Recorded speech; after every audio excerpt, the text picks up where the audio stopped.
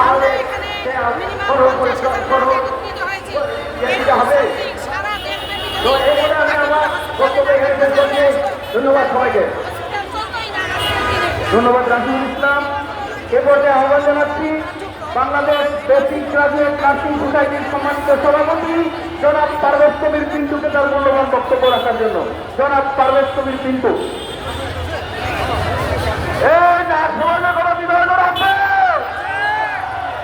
Basic পরিবেশিক কোনো বিভাগ আছে, এখন বক্তব্য প্রদান করবেন বেসিক বিএসসির প্রধান সংগঠন বাংলাদেশ বেসিক ফেডারেশন সোসাইটির সংগ্রামী ভারপ্রাপ্ত সভাপতি আমাদের অত্যন্ত প্রিয়জন কলিজার ভাই যারা পারভেজ কবির পিন্টু।